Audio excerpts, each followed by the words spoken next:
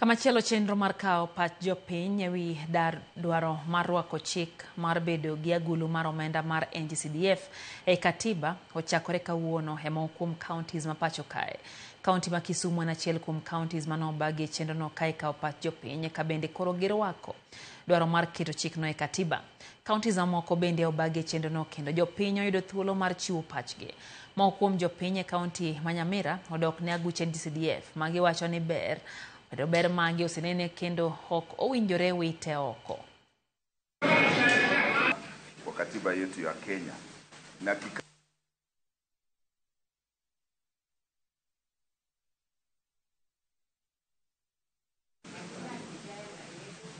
ningeomba serikali badala ya kusema kwamba wanataka kuondoa hii pesa, na hii pesa ishakuwa tangu na imesaidia watu wengi.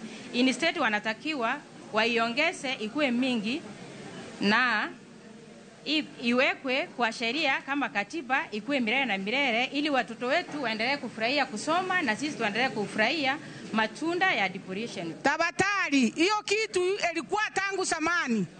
Na imesaidia watoto wetu wale adima, wale wana wasasi. CDF ruti bila ilikuwa inakaa zamani, isiende popote ruti. Hii ndio wakati wameangalia, wameona CDF ifanye. Lakini kulingana na mimi, CDF imesaidia mara mingi.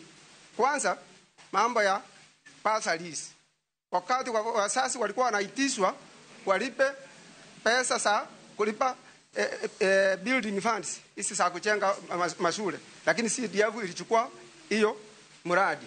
Mambo ya school buses ambazo zinachukua watoto, I am proposing that the NG-CDF iendelee. Sasa tunataka ingie kwa county government ndio iweze kufanya vizuri, na itafanya vema kabisa, na ninashukuru sana, na ifanye hivyo, ingie kwa katiba na ingie tu direct kwa county government.